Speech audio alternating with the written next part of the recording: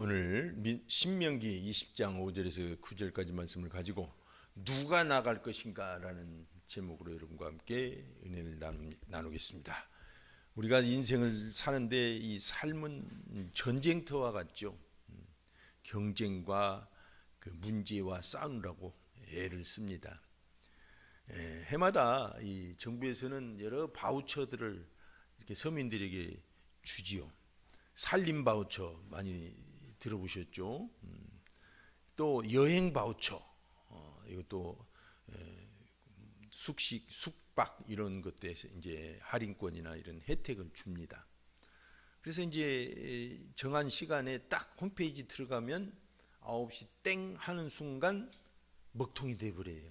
그렇게 많은 사람들이 이 바우처 혜택을 얻기 위해서 경쟁을 하는 것입니다.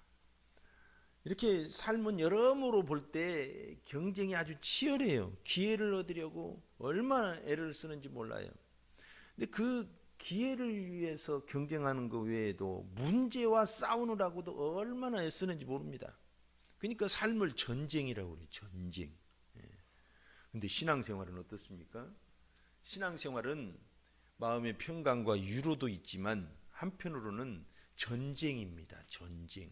하나님의 은혜도 있고 또 전쟁도 있어요. 그래서 베드로전서 5장 8절에 의하면 마귀가 우는 사자와 같이 삼킬 자를 찾는다고 그랬어요. 두루 다니면서 연약한 자, 시험에 넘어간 자 막 물어뜯어서 삼키려고 해요. 그러니까 영적 전쟁입니다. 그런데 하나님께서는 이렇게 영적 전쟁이 치열한 이 세상 한복판에 그리스도인들을 보내고 계십니다.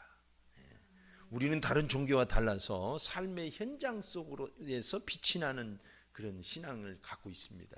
어떤 종교들은 삶을 피해서 저 산속으로 들어가잖아요. 그런데 교회는 그러지 않습니다. 하나님께서 세상을 만드실 때 세상 속으로 들어가서 싸워 이기고 변화시키라고 그렇게 인간을 만드셨기 때문에 그렇습니다. 그래서 우리를 그리스도의 군사다 그렇게 부르시잖아요. 저와 여러분은 그리스도의 군사입니다. 디모데후서 2장 3절 보면 너는 그리스도 예수의 좋은 병사로 나와 함께 고난을 받으라 그러셨어요. 그러니까 예수를 믿은 순간 우리는 그리스도의 군사가 되었어요. 군사. 그래서 에베소 6장을 보면 우리는 세상에 나가서 승리하기 위해서 하나님의 은혜를 쟁취하고 정말 우리가 원하는 것을 이루기 위해서 내 삶을 천국으로 일구기 위해서는 전신갑주를 취하라고 말해요. 진리의 허리띠를 띠고 구원의 투구를 가지고 믿음의 방패를 가지고 이런 막 온몸에 전신갑주, 요즘 말로 말하면 완전무장입니다. 완전무장. 이런 말씀을 통해서 성령의 검을 갖고. 그래서 여러분 교회는 뭐냐? 많은 사람들이 교회를 천국 대합실로 오해를 해요. 천국 가기 전에 여기서 편히 쉬다가 대기하고 있다가 간다고 생각을 하는 거예요. 근데 그 말은 0% 맞습니다. 전혀 그렇지 않아요. 어떻게 보면 오히려 교회는 천국의 대사관이라고 하면 조금 맞습니다. 천국의 대사관. 그보다 더 비슷한 말, 더 교회에 가까운 말은 훈련소예요. 훈련소. 우리가 예수를 믿는다는 건 군사가 됐다고 그랬잖아요. 군사는 그냥 나가서 싸우면 백전백패입니다. 몸에 훈련이 되어 있어야 돼요. 많은 사람들이 여기에서 중단하기 때문에 오해를 해요. 예수 믿어도 소용이 없다고 오해를 해요. 근데 우리는 반드시 교회 안에서 믿음을 단련하고 현장에 나가서 승리를 쟁취해야 될 줄 압니다. 오늘 본문을 보면 가나안을 정복하기 위해서 하나님께서 전쟁을 할 때는 어떻게 하라고 그 가르치는 말씀이 신명기 20장에 나와 있어요. 본문에. 그래서 군사를 소집할 때는 이렇게 해라 이런 말씀이 오늘 본문입니다. 우리는 어떻게 보면 영적 전쟁이라는 사실을 잊어버리고 신앙생활을 좀 더 나태하고 평안하게 지내고 싶어 합니다. 우리는 십자가 그 깃발 아래 모여서 우리는 십자가 군대입니다 하고 살지만 영적 전쟁을 무시하고 살 수도 있어요. 왜 그런가요? 내 안에 일곱 족속이라고 하는 적들을 모르기 때문에 그래요. 내 안에는 많은 적들이 있습니다. 교만과 어리석음과 세상 욕심과 무지와 낙심과 미움과 이런 여러 종류의 적들이 우리 안에 있어요. 우리 영적 전쟁입니다. 복은 하나님이 주시는 게 맞습니다.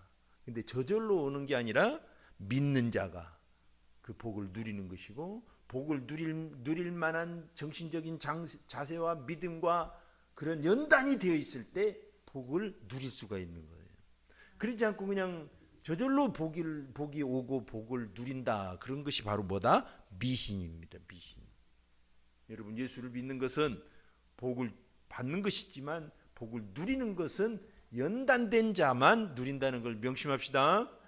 복을 받는 건 확실해요. 그러나 복을 누리기 위해서 연단된 자, 정말 승리를 위해서 준비된 자가 복을 누려요. 그래서 오늘 승리를 위해서 하나님께서는 어떤 방법들을 우리에게 주셨는지를 한번 살펴보려고 하는 것입니다.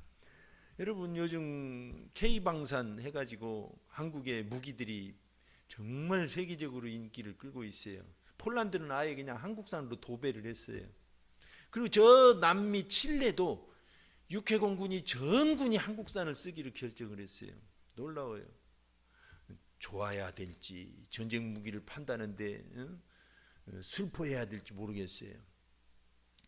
하여튼 우리 무기가 이 세계에서 그렇게 인기를 얻는 것은 성능이 좋아요.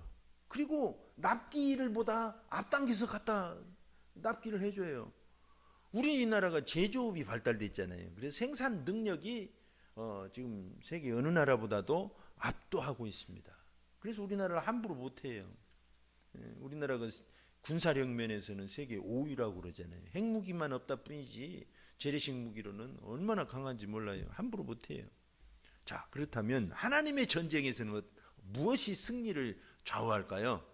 무기의 숫자가 승리를 좌우할까요? 여러분, 전쟁은 분명히 무기의 숫자와 관련이 있지만 하나님의 나라에서는 이 숫자와는 관계가 없습니다. 기드온을 보세요. 기드온이 미디안 수십만 대군을 싸워서 이기려고 할 때 모집을 해보니까 3만 2천 명이 모였습니다. 중과부적이에요. 그거 갖고는 턱도 안 돼요. 3만 2천 대 수십만 안 되잖아요.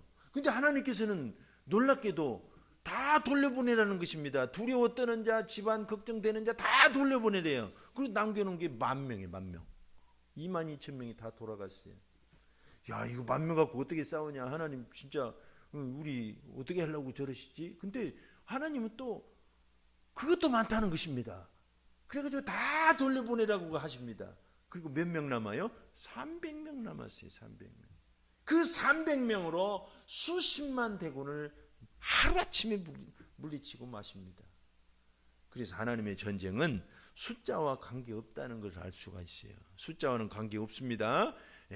전쟁터에 나갈 수 없는 사람들은 다 돌려보내라, 귀가시켜라. 그래야 승리를 한다는 것입니다. 그래서 우리 믿음에서도 마찬가지입니다. 돌려보낼 건 돌려보내야 승리를 해요. 끝까지 붙들고 있으면 안 됩니다. 그럼 누구를 귀가시켰나요? 오늘 본문을 보니까 누구를 돌려보냈나요? 첫째는 5절에서 7절까지 보니까 세상 염려 또 세상 미련에 가득 찬 사람들을 돌려보내라고 그랬어요. 오늘 5절에서 7절 보니까 되돌려 보낼 사람들이 누굽니까? 자세하게 세 부류가 나와 있습니다. 새 집을 짓고 낙성식을 못한 사람 돌려보내라 이거예요. 모처럼 집을 졌는데 낙성식도 못하고 그 죽어버리면 소용없잖아요. 걱정이 태산 같을 거 아니에요. 늘 집에 가 있을 거 아니에요. 마음이 콩밭에 마음 가듯이 꽁이. 그러니까 안 된다 이거예요. 두 번째는 포도원을 만들고 과실을 먹지 못한 자.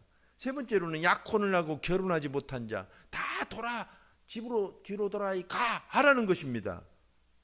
가만히 보세요. 여러분, 귀가할 사유가 가만히 보면 이게 다 죄입니까? 죄인들이에요? 죄와는 전혀 관계가 없어요. 근데 하나님은 그들을 돌려보내라 그러십니다.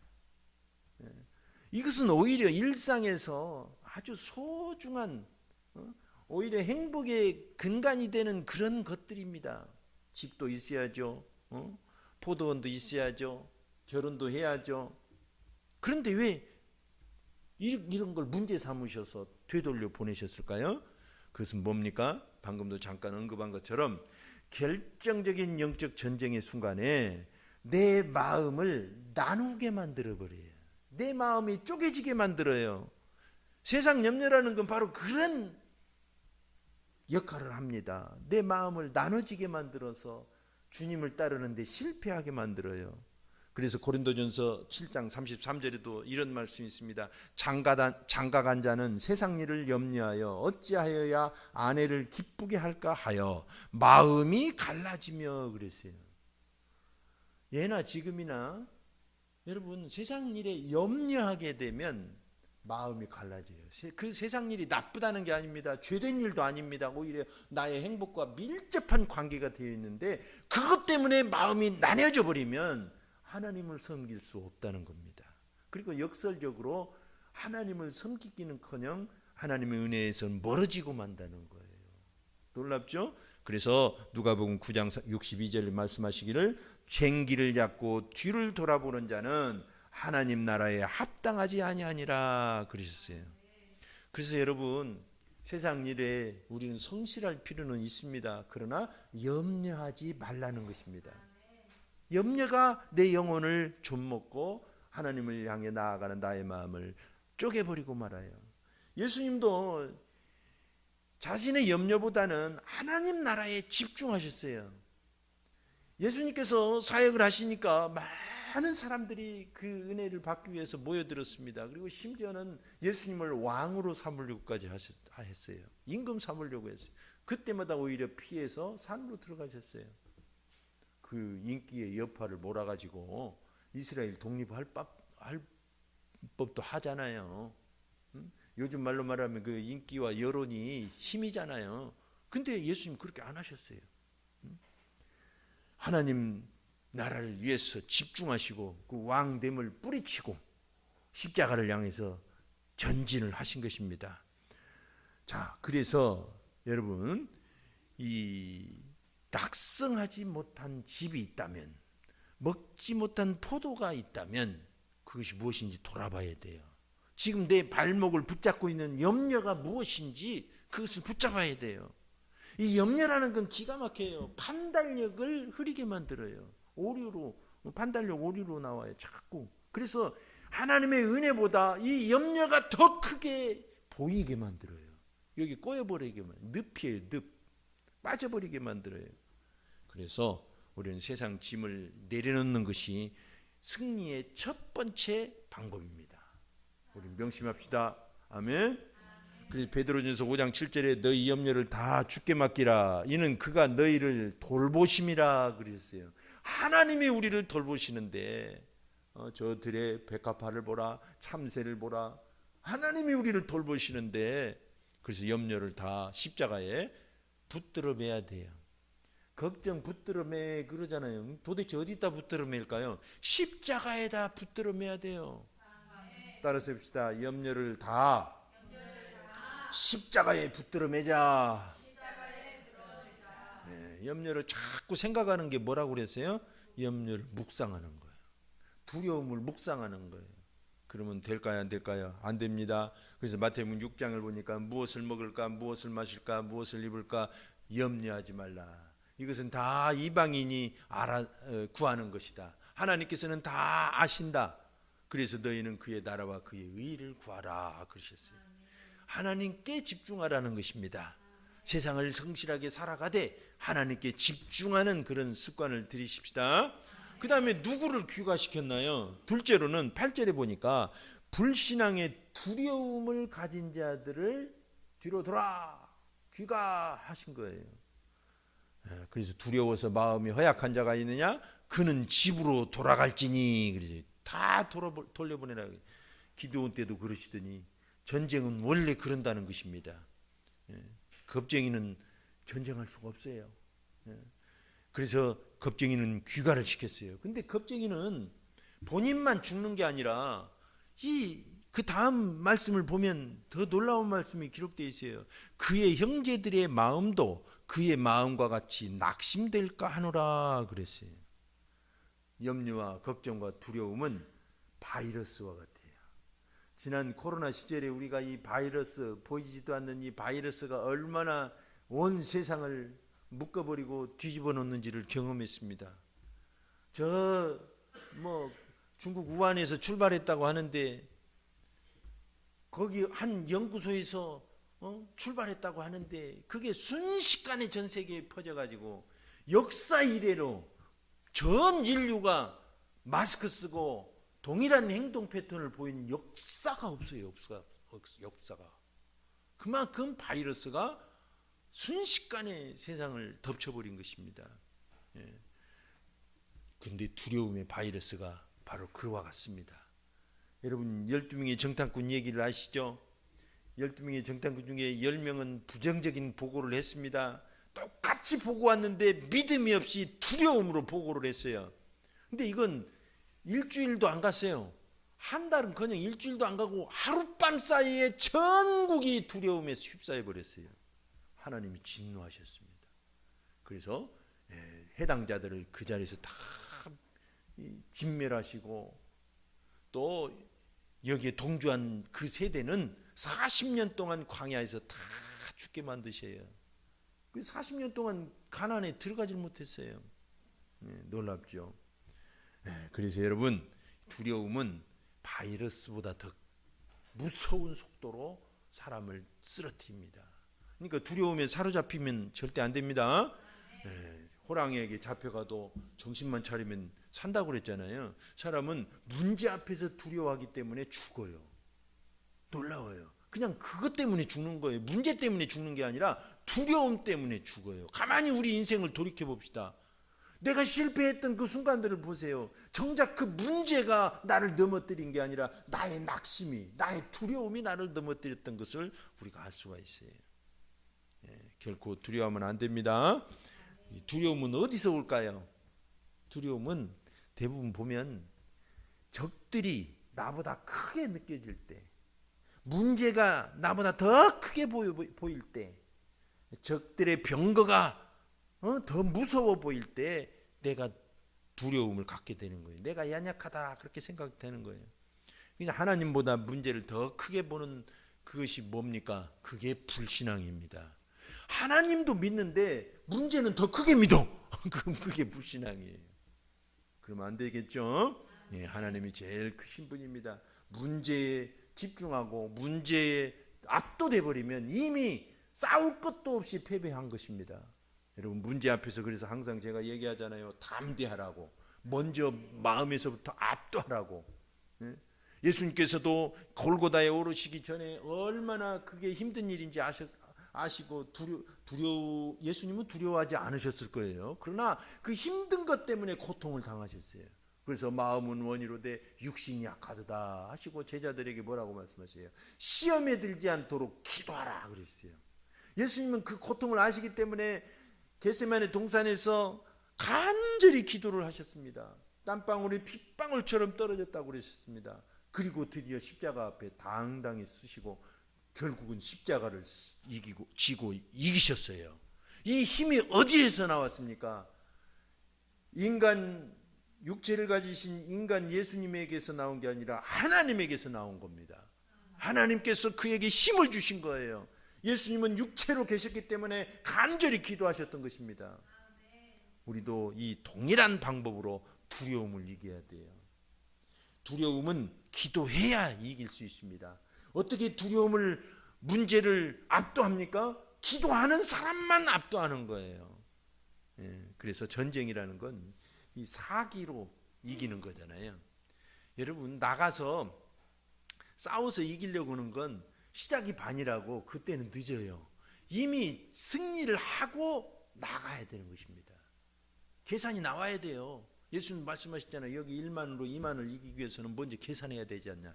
그래서 내가 못 이긴다고 계산이 나오면 가서 미리 화해를 해라 이거예요. 그러니까 항상 여러분 기도로 승리를 먼저 선점하고 일어서시길 축원합니다.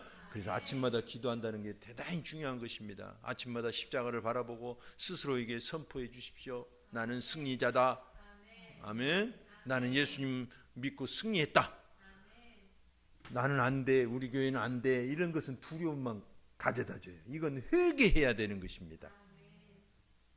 오직 성령이 임하시면 권능을 받고 두려움이 사라집니다. 누가 이 전쟁에 나갈 수 있어요? 누가 이 영적 전쟁을 승리할 수 있습니까? 오늘 말씀은 끊임없이 우리에게 자기를 이기고 환경을 이기고 흑암을 이겨서 교회와 가정과 직장을 천국으로 일구라고 말씀하십니다. 전쟁에서는 반드시 이기라고 말씀하십니다. 근데 다 알잖아요. 우리 교회는 늘 얘기하잖아요. 십자가와 부활과 성령의 복음으로 자기를 이기고 환경을 이기고 흑암을 이겨서 교회와 가정과 직장을 천국으로 일구자.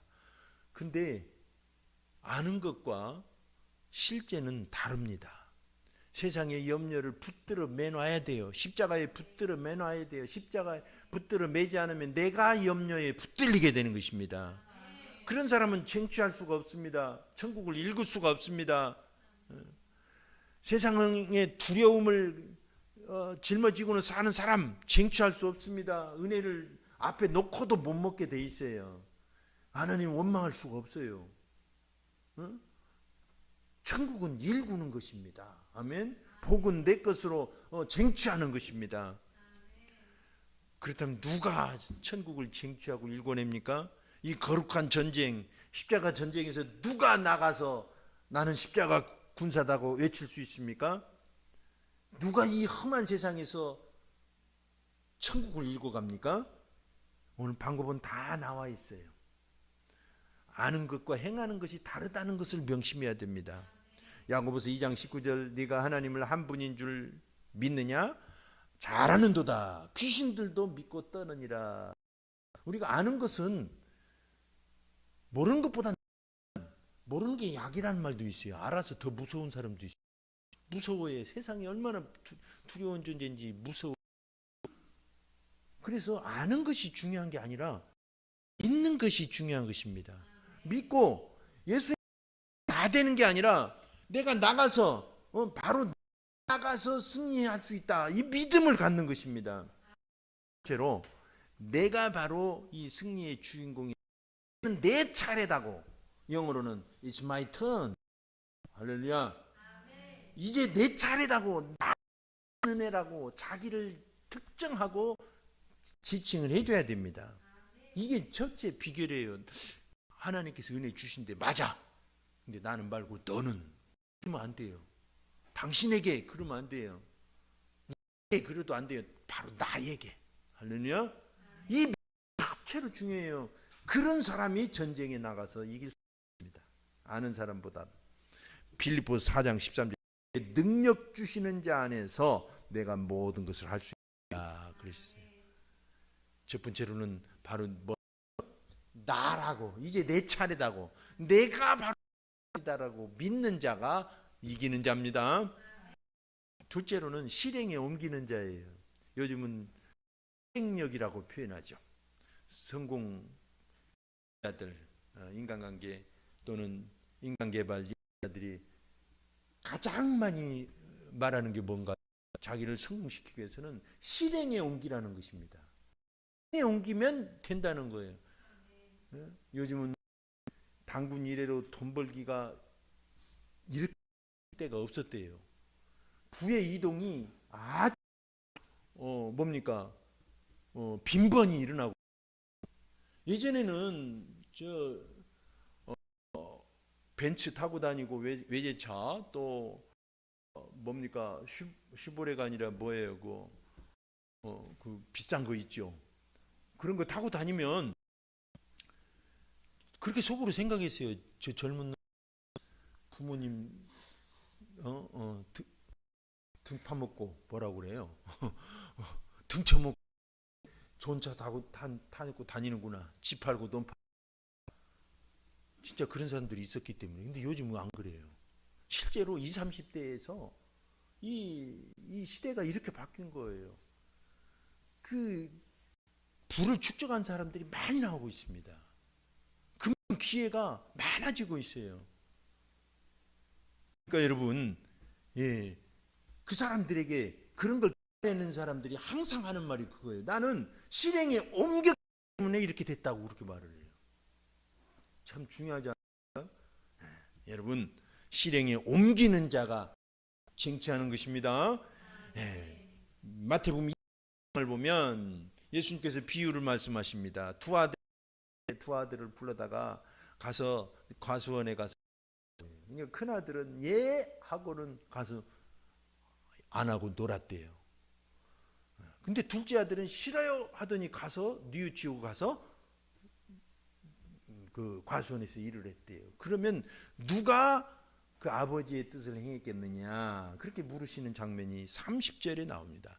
둘째 아들에게 가서 또 그와 같이 말하니 대답하여 이르되 실소이다 하였다가 그 후에 뉘우치고 갔으니. 여러분, 실행에 옮기는 자가 하나님이 기뻐하십니다. 그를 통하여 역사하시고 그런 사람이 세상을 정복하고 내 주변에 천국을 일궈가요. 세 번째로는 하나님을 의지하는 자예요. 이건 늘 하는 말이지만 하나님이 이 일을 행하신다고 믿는 자, 하나님의 의지를 믿는 자예요. 나에게 해주실 의지가 있다, 이걸 굳게 붙잡는 자, 이게 진짜 믿는 자입니다. 귀신들도 하나님의 존재를 압니다. 귀신들도 예수 믿으면 구원받는 줄 압니다. 그런데 하나님이 나에게 해주실 거라는 의지가 분명하다는 걸 믿지 않으면 소용이 없어요. 하나님의 의지를 하기 위하여 생명을 택하고 하나님께서는 생사화복을 주관하시는 게 분명합니다. 그런데 우리로 하여금 생명을 택하라고, 하나님의 의지는 생명에 있고 복에 있다고 말씀하시는 거예요. 아멘. 그래서 오늘 9절 말씀처럼 이제 정말 그렇게 두려움을 물리치고 다 정리가 될 때 비로소 군대 지휘관을 세우라고 말씀하십니다. 그렇게 됐을 때. 왜 그럴까요? 영향력을 끼치는 존재가 그 이후에야 된다는 뜻입니다. 저와 여러분이 정말 오늘 말씀처럼 두려움을 극복하고 세상 염려를 완전히 떨쳐버리고 바로 하나님이 나를 위해 지금 내가 할 수 있다는 믿음을 갖게 해주신다는 걸 우리가 받아들일 때 비로소 우리는 세상에 나가서 영향력을 끼쳐요. 지휘관처럼. 그건 회사에서 직책과 관계가 없습니다. 영향력이라는 것은 놀랍게도 아래에서부터 올라갈 수도 있고 위에서부터 내려올 수도 있어요. 세상의 영향력은 주로 위에서부터 내려옵니다. 근데 영적 영향력은 그게 아닙니다. 하나님의 은혜를 먼저 받은 사람에게로부터 영향력이 나와요. 그래서 아래로부터도 올라갈 수가 있는 것입니다. 여러분, 진정으로 자기를 이기고 환경을 이기고 흑암을 이겨서 교회와 가정과 직장을 천국으로 일구기를 원하십니까? 그렇다면 세상 염려를 십자가에 붙들어 맵시다. 그리고 두려움의 영을 예수의 이름으로 물리치세요. 기도로 물리치시길 바랍니다. 그리고 바로 내가 십자가의 군병임을 굳게 믿을 때 하나님은 나에게 승리를 안겨 주실 것입니다. 이 시간 합심해서 한번 기도하겠습니다. 우리는 다 압니다. 수없이 말을 했기 때문에 다 알아요. 그러나 바로 하나님이 나를 위해 베푸신다는 거, 하나님은 그 의지가 분명하시다는 거, 두려움을 완전히 이기고 염려를 십자가에 붙들어 맬 때 하나님은 나에게 바로 천국을 일구는 능력을, 그 은혜를, 그 기회를 주실 것입니다. 이 시간 합심해서 한번 기도합니다. 하나님